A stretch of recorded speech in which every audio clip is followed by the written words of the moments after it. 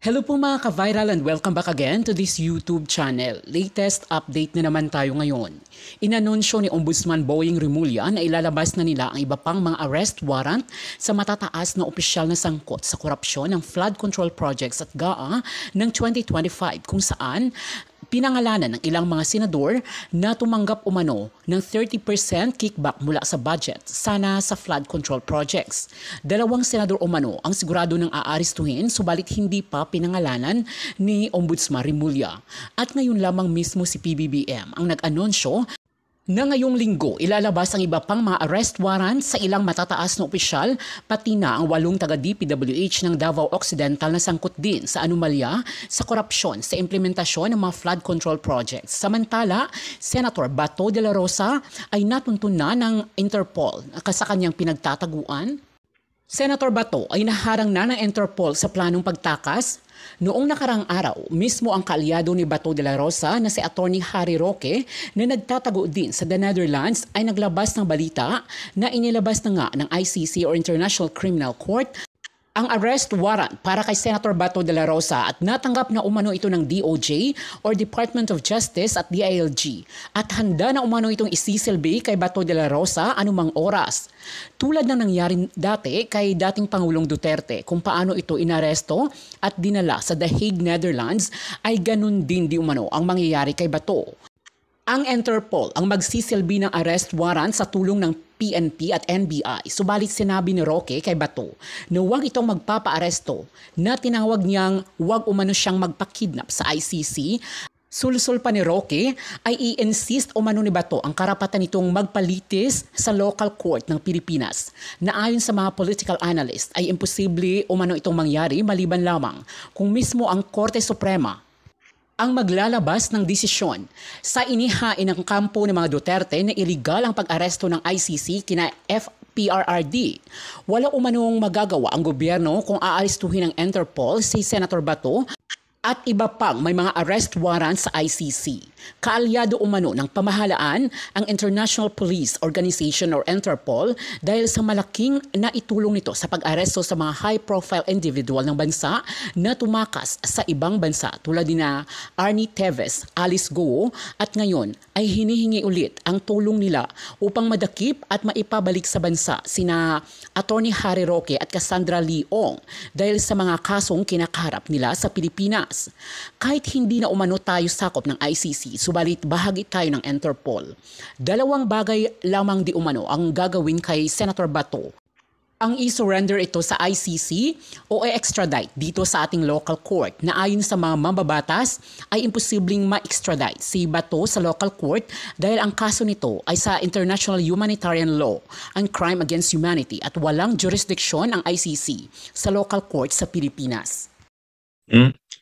Actually, mga kabunyog, napapansin nyo, si Bato de la Rosa nagtatago. Si Bongo, actually, nag-iisip na rin niyang magtago. Lalo pa sinabihan na ni Trillanes, ikaw na ang susunod, Bongo. Saka si Albayalde. Yung mga kakampi nila ng senador, si Jinggoy, Joel Villanueva, ayan, susunod na ang warrant of arrest sa mga yan. Maaaresto na ang mga yan. Kaya yung mga senador na pro-Duterte, paubos ng paubos. Si Pulong Duterte, iniimbestigahan ng ICI, ayaw umattend. Pero may resolution si Congressman Tinio na imbestigahan yung mga projects ni Pulong sa Davao City. Anong ginawa ni Pulong? Gustong magbiyahe sa abroad ng 2 months mula December 15 to February 20. Anong ibig sabihin yan? Wala, kanya-kanya ng kanya-kanya ng diskarte kung paano kasi may kanya-kanya silang problemang kinakaharap Ang pinakapuno nila si Duterte nakakulong sa ICC. Yung pinakamaingay nilang tagapagtanggol noon na mayabang si Kibuloy nakakulong. Si Roque na mayabang din noon, nagtatago na doon sa The Hague, the Netherlands, sa Europe. Napapansin nyo mga kabunyog? Si Bato nagtatago na rin. Si Bongo, magtatago na rin yan kasi sinabi na ni Trillanes, susunod ka na, Bongo. Oh. Napansin nyo, mga kabunyog, mga kababayan? Si Pulong Duterte, nag-request na ng travel authority pang 2 months. Ang best friend ni Pulong, na dating House Appropriations Committee Chair, na si Eric Yap, o ngayon, freeze na ang assets, sunod niyan, kung ano na rin yan, aarestuhin na rin yan. Ang mga Diskaya, tao yan ng mga Duterte. O ngayon, nag-surrender na si Sara Diskaya doon sa NBI, wala pang ang warrant of arrest, surrender na. Yan mga, nakikita nyo mga kabunyog, mga kababayan. Yung kanilang mga maiingay na mga supporters tulad ni Kiko Barsaga, yun, suspendido sa Kamara. May mga kaso pang inciting to rebellion, inciting to sedition. Si Eric Celes may kaso rin ng inciting to sedition, inciting to rebellion. Kita nyo mga kabunyog, mga kababayan? Ha? Oh. Kaya ano ito? Sabi ko, kanya-kanya ng diskarte ang mga bahala ka na kung bahala ka na sa sarili mo kung paano ka Si Panelo nga, si Panelo, Duterte pa rin si Panelo, pero dumidikit na doon sa mga sumasabay na sana doon sa rally ng mga kakamping sa Dilawan, kaya lang nabu naman doon. Ha? Nakikita nyo, kumbaga mga kabunyog, mga kamen, si Sara Duterte, kung ano-ano nang sinasabi, racket daw yung impeachment na yan. Ano na to mga kabunyog, mga kabayan?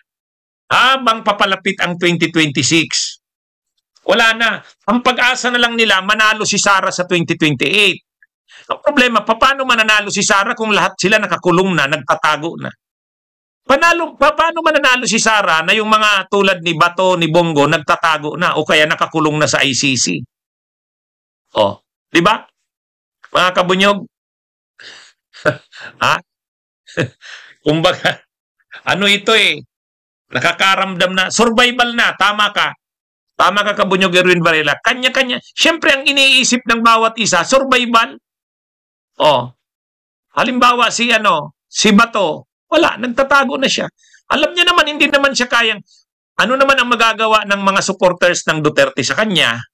Hindi nga nadipinsahan si Digong. Nang inaresto na nga yung pinakapinuno, walang nagawa. O anong gagawin ni Bato? Ay di magtago. Di ba? Si Bongo, nararamdaman niya na rin. Sinabihan na ni Trillanes eh. Pag sinabi pa naman ni Trillanes, nagkakatotoo. Di ba? si Pulong Duterte, alam ni Pulong Duterte, once na maimbestigahan siya, makakuha ng mga testigo at ebidensya, ang kasunod niyan, kaso. Ang kasunod sa kaso, aresto. Kaya ang ginagawa ngayon ni Pulong Duterte, dinidelay niya, ayaw niyang magpa-imbestiga. Oh, kasi pag naimbestigahan siya, lalabas doon yung mga testigo, lalabas doon ang ebidensya, ang kasunod niyan, kaso sa ombudsman. Pag sunod na ng kaso ng ombudsman, kaso na sa Sandigan Bayan. At pagkatapos ng kaso sa Sandigan Bayan, warrant of arrest na. O, kita nyo? Alam yan ni Pulong. Kaya ang ginagawa ni Pulong, hindi ako magpapaimbestiga. O, anong ginawa niya? Nagano ngayon ng travel authority pang 2 buwan. Ha? Ay, kabunyog Raul Samurin, ha? O yan, nakikita nyo mga kabunyog, mga kababayan?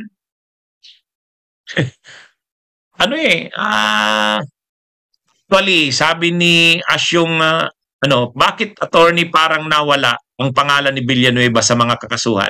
Actually, napapansin ko rin yan. Parang si Chis Escudero, papalibrehin eh. Parang ang kapalit ni Chis Escudero, alam naman nating napakaraming alam ni Chis Escudero din eh. Lalaban si Chis Escudero pag nasukol. O syempre, pag si Chis Escudero nasukol, ilalaglag niya rin. Ang dami niya ring alam eh. Lalo si Martin Romualdez, ilalaglag niya yan. So parang nakikita ko, palilibrihin si Escudero. Oh, hindi, ligtas si Escudero, ligtas. Si Romualdez, wala na yan. Mapupokus na lang ngayon kay Saldico. Itong si Eric Yap, yan na, si Garjola, yan, diyan na pupukus yan. Kaya malungkot eh. Kaya lang, ang ano ko dito, sa separate na topic ko yan, tol, itatopic ko yan separate. May nakikita na akong ganyan. Manapansin nyo rin pala, ano? Si Mr. Olia nanonood sa atin sa Europe. So ito mga kabunyog, mga kababayan. Napapansin nyo ba? Yung pinakapinuno, si Duterte, nakakulong sa ICC. Pinipilit nila sanang makalaya kahit interim release. Lahat ng pagmamakaawa. Yung mga senador na pro-Duterte, yung mga kaibigan nilang senador, nagpasa na sila ng resolusyon sa Senado. Interim release kay Duterte, wala namang nangyari. Sabi pa ni Trillanes, nangantyaw pa si Trillanes, huwag na kayong umasa na makakalaya si Duterte. Tanggapin nyo na yung katotohanan. Anyway, tapos nakikita nyo si Bato nagtatago. Si Bongo na warningan na ni Duterte, ni Trillanes. Susunod ka na, Bongo. Mag-iisip na rin yan na magtago. Si Albayalde, sabi nung kaibigan ko na kabunyog. Kabunyog sabi niya, attorney, wala na si Albayalde. Wala na. Kita nyo, nagpapasiguraduhan na. Nagpapasiguraduhan na, mga kabunyog. Si Jingo Estrada, babiyahe rin ng Japan, babiyahe ng Norway. Pagkabiyahe ngayong December 16 to 31, babiyahe pa sa January. Panay sila biyahe, mga kabunyog. Nakikita nyo yung pattern nila, yung padron nila. Panay sila nagbabiyahe. Panay nagbabiyahe. Kaya ito, medyo kanya-kanya na silang kanya-kanya silang harap sa problema. Yung mga nagrarally nila ng mga leaders, may mga kaso. May kaso si Celes, may kaso si Kiko Barsaga, may kaso si Pukis. Yung retired general na nagrarally, may kaso rin. Lahat sila may kaso. Sila? Pipilayan talaga ito. Pipilayan. Kaya, yung iniisip nila na pag 2028, si Sara ang malakas nilang kandidato. Si Sara mismo, pipilayan, dudurugin yan sa 2026. Maniwala kayo. Niligtas lang kasi nila Chis Escudero sa kanang Korte Suprema Pero hindi pa yan sa 2026. Lalo na ngayon. O yun nga pala, ngayong linggo magsasampa ng kaso sila Trillanes laban kay Sara. Diba? Plunder. Bubuksan yung mga bank accounts ni Sara at saka ni Digong. Yan na. Ano na to, mga kabunyog? Sunod-sunod na yan. Sunod-sunod na. Tapos ngayon, kung titingnan nyo, parang mabubuo talaga ang alyansa ng Marcos at mga dilawan at kakampings. Bakit?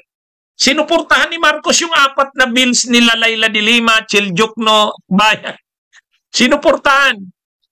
Diba? Sabi ni PBBM, sige, Kongreso, ilusot nyo yung 4 na bills. Ano yung 4 na bills? Anti-political dynasty. Yung tungkol sa party list reform bill ni Bam Aquino. Ano pa? Yung Independent People's Commission Act ni Laila de Lima saka ni Kiko Pangilinan. Yan. Tapos yung kadena, yung sa transparency sa budget. Kay naman yon, yung blockchain kay Bam Aquino. Kaya mga kabunyog, mga kababayan, mukhang parang Renato Gonzales, shout out sa inyo dyan sa Australia. Ano ito? Mga kabunyog, parang may nabubuo ng alyansa ang kakampings. Parang Unipink daw to. Unipink ba to? Tawag nila. Wino-work out yan nila Llamas Magsanib-sanib yung Marcos at saka kakampings. Ngayon, si Risa Hontiveros biglang bumoto na sa budget. Sa kauna-una ang pagkakataon, bumoto si Risa Hontiveros, yes, sa budget. Mga kabunyog, mga kababayan. Hindi nyo ba napapansin? Sa kauna-unahang pagkakataon, bumoto si Risa Hontiveros ng yes sa budget. Ha? Tapos, si Marcos, si PBBM, gustong ipaprioritize sa Kongreso yung 4 na bills. Ang sponsor ng 4 na bills na yon, mga oposisyon, mga dilawan, mga kakampings. Si Bam Aquino, si Laila de Lima, Chil Jokno, Akbayan. Sila yung sponsor niyan. Kaya ito, sabi ko mukhang mukhang madudurog ang Duterte habang magkakaroon ng bagong alyansa sa pagkakataong ito, dilawan, kakampings at saka Marcos. parang naisip nyo ba yung ganon? Sabi ko, iba to Hindi napansin nyo. Sa kauna-unahang pagkakataon, si Risa Hontiveros bumoto sa budget ng administrasyon. Yun. Yes sa budget. Pangalawa, si PBBM, sinuportahan, ipinapa-priority sa Congress yung 4 na priority bills daw yon. Lahat yun, inisponsor, ang author ng lahat ng bills na yon, kakampings at dilawan. Di ba? Kaya sabi ko mukhang may namumuong may namumuong bagong sitwasyon ngayon. May nabubuong mga bagong sitwasyon, mga political alignments and realignments ito Pero balik tayo dito sa point ko. Itong Duterte na nahihirapan na ngayon ng Duterte. Kanya-kanya ng diskarte. Si Bato nagtatago. Sabi ni Roque, "Huwag kang magpapahuli, Bato." Sabi naman ni Padilla, "Huwag kang huwag kang susuko, never surrender sa foreigners." Si Sara Duterte kakasuhan ngayong linggo. Sabi ni Trillanes, pag nakasuhan si Sara Duterte, ilalabas ang mga joint accounts nila ni Digong. Yun. Problema na naman ni Sara yon. Pagdating ng Pebrero, balik ang impeachment. Di ba? Si Pulong Duterte nagtatago na, ayaw nang paimbestiga. Alam na kasi ni Pulong, once na maimbestigahan siya, may ebidensya, may testigo, di sunod kaso. Pagkatapos ng kaso, aresto. No bail na naman siya, kulong na naman si Pulong. Kaya ayaw ni Pulong Ayaw ni Pulong magpaimbestiga. O kaya ang ginawa ni Pulong, humihingi ng travel authority pang 2 buwan. Pang 2 buwan ang travel authority ni Pulong mula December 15 hanggang February 20. Ibig sabihin niya, di tumatakas. Di ba? Di ba mga kabunyog? Si Jinggoy, nakakampi ng mga Duterte, magbabiyahe rin ngayong December 26 to 31. Pagkapasko na naman, babiyahe na naman sa January, doon naman sa Scandinavian countries. Siguro inaabangan ni Jinggoy kapag lumabas yung arrest warrant niya, sila ni Bong Revilla, hindi na siya babalik sa Pilipinas. Mga kabunyog? At si Pongo naman, pasensya na po. Ito po para sa po natin, panukala. Yung po bang prefabricated classrooms, yun po ba ay isasagawa natin? Kasi mabilis po yun, yung paggawa po nun. Kung pasok po sa price ceiling, Mr. President, wala at sa minimum performance standards ng Department of Education, wala pong nagbabawal sa kanila na magamit po para dito po. Opo, yung pong mga alam naman po natin, nakatatapos lang po natin sa isang matinding iskandalo po sa flood control. Hindi po ba nyo nakikita na maaring gamitin po ito ng mga local official para dito naman po sila magtuon ng kanilang kalukuhan? Kaya Mr. President, naglagay tayo ng price ceiling. If you remember, Mr. President, I think nag-attend rin po kayo noon, yung first hearing po natin, na pag-alaman po natin na umaabot ng 3.5 million pesos per classroom yung gawa po ng DPWH. At sinabi po nila yan sa harap ng mga local officials na practically kalahati lang po yung presyo at sa harap ng mga NGO na kung saan 1 to 1.2 million lang po yung paggawa ng classroom. So yung pinaka safety measure po natin, Mr. President, dito po sa overpricing, naglagay po tayo ng price ceiling. So ito pong price ceiling na ito, 28,000 pesos per square meter. Napag-aralan din po yan ng DepEd, napag-aralan po ng iba't ibang arkitekto, quantity surveyor, iba't ibang volunteers na tumulong po sa amin dito. At sa tingin po nila, itong 28,000 per square, roughly 1.7 to 1.8 million per classroom, ay nasa tamang halaga po, Mr. President. So, ang pinaka-safeguard natin, Mr. President, naglagay tayo ng price ceiling dito po sa paggawa ng classroom. Hindi po pwedeng lumampas po dito. Opo, napakaganda po niyan. Meron pong tanong po ito, mga eyepiece po ito. Tanong Opo. po ng ating mga eyepiece dahil nabanggit niyo po na kasama po sila dito. Yes, Mr. President. Pwede daw po ba na kapag itinatayo itong mga classroom na ito, eh sila ang makasama, sila ang kunin na magtayo? Kasama po sila sa para magkaroon po sila ng ownership? Meron po bang ganun provision? Wala po, Mr. President. At sa totoo lang, posible po na yung LGU makipag-partner sa kanila. Pero ang expectation ko kasi, Mr. President, ipapabid pa ito ng mga LGUs, di ba? Para mayroon talagang gagawang contractor or may gagawa talagang professional na grupo. Siguro po, kung meron silang ganong klaseng professional organization, they can participate, Mr. President. Pero But- hindi po sila pipigilan. Halimbawa po, Hindi po, makipag-usap po sila sa LGU. Hindi po, Mr. President. Opo, kasi yun po ang laging hinihingi ng ating mga katutubo na maging parte po sila. Opo, Mr. President, maybe kasi po yung paggawa naman po ng classroom, marami naman pong aspeto yan eh. Meron pong Opo. preparation ng lupa, Opo. meron Opo. pong pag-clear ng lupa, meron pong paglagay ng mga puno. Alam ko po, Sa ano labor, po yan. sa labor.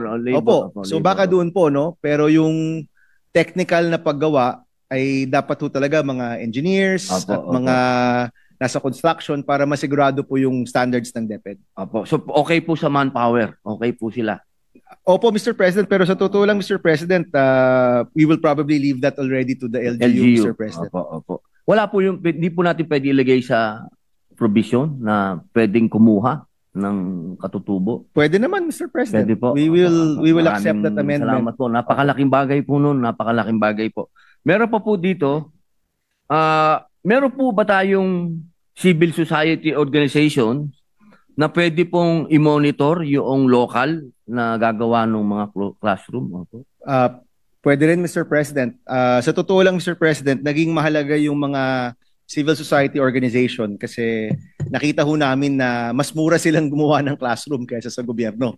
So doon po nagsimula yung tanong kung bakit po tayo umabot po dito. So I'm sure, Mr. President, yung mga gumagawa ng maraming classroom at marami naman pong NGO yan, they can be partners and that's the intention of the bill. Either sila yung kukunin ng LGU or sila mismo yung mag-monitor po nitong programa. So open po. Of Open course, po. yes, po. Mr. Opo. President. Bali, alam ko po, kayo po ang number one na author din ng gusto niyo lahat talaga nakikita dito. Opo, Mr. President. Opo, katulad po ng inyong blockchain. Opo, Opo, natin. kaya alam ko po, alam ko na kayo po yung sumusuporta dito. Panghuling tanong na lang po, yung number one supporter din po ninyo, yung isang artista na sikat, si Ann Curtis, Opo. marami na po siyang naipagawang classroom. Yan po ang kanyang advocacy. Pwede po ba na sa dami po ng kanyang pinagawang classroom, hindi pa po siya nakakakuha ng tax incentive? Okay. Opo. Meron po ba dyan sa ating panukala na pagka ikaw ay nagpatayo ng classroom, ay pwede ka din makakuha ng tax incentive? If I'm not mistaken, Mr. President, sa Adapted School Law, meron na po yan, Mr. President. It's currently a law, Opo. meaning pwede na po siyang mag-avail po noon. Hindi ko lang alam po kung pwede ang isang individual o kailangan po organisasyon. But that's already part of the Adapted School Law of 1995, Mr. President. Opo. Bali, magkapatid na po yan. Ito pong Adapt a School Program, magiging kapatid na po ito ng Opo. panukala na ito. Parang yun yung lolo, ito po yung apo. Ayun. So, pwede po. Sa madaling salita, pwede po siyang maka-avail. My understanding, Mr. President, is that it's already allowed by law, no, to avail of incentives. We can check that, Mr. President. But alam ko po na meron pong incentives yan, Mr. President, pero sa totoo lang, Mr. President, di naman ata binibigay rin yung mga Opo, yun po incentives, ang no? yun po Kahit sana nakabatas na po. ang hihilingin namin dahil napakadami po na gustong magpatayo ng classroom. Sa totoo lang po. Opo, Mr. President. Oo, dahil lalo na po sa mga supporter po ninyo ng mga artista. Lahat po yan. Gusto nila talaga magpatayo ng classroom. Yun lamang po kasi kung sa tax po ang pag-uusapan, lunod na po ang mga artista sa tax. Kaya napakalaking bagay po nito kung magkaroon po nitong tax incentive. Mr. President, if you wish to propose it as an amendment, Mr. President, we can tackle it during the period of amendment. Yun lamang po. Maraming salamat po, Ginoong Idol sa edukasyon. Maraming salamat. Thank you, Mr. President. Yes, so we recognize our Assistant Deputy Majority Leader, Senator Rizon Taveros. Salamat po, Mr. President. With the indulgence of the good gentleman from Tarlac, dagdag information lang po sa interpellation nila ng Yes, good Mr. gentleman from Camarines Norte. Tungkol po dun sa mga paaralan, meron pong Schools as Zone of Peace. Isa pong global initiative and strongly supported by the Department of Education to protect educational institutions and children from the impacts of armed conflict by making schools safe havens for learning, free from military use, violence, and disruption, promoting peace building through education, and ensuring learning continuity during crisis. So, pwede pong i-consider yan ng good gentleman sa pagdagdag nung ini-input ng good gentleman from BARM dun sa Classroom Acceleration Program bill. Salamat po sa good gentleman. Salamat, Mr. President. Thank you, Senator Risa. Thank you po. Thank you. Session suspended for a minute.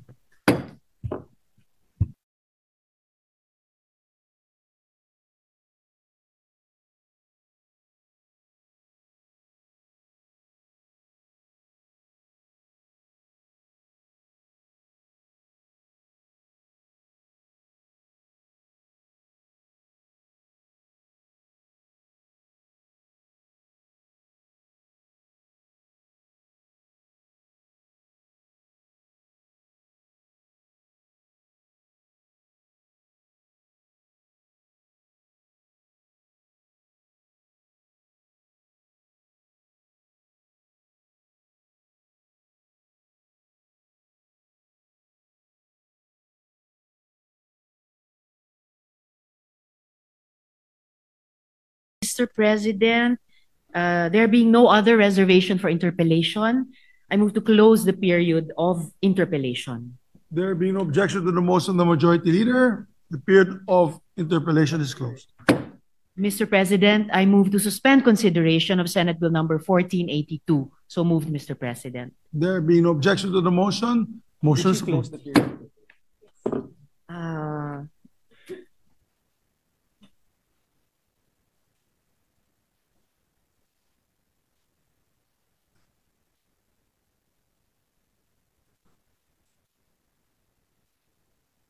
Mr. President, having started the period of interpellation, I move that we resume consideration of Senate Bill number 1506 under Committee Report number 10.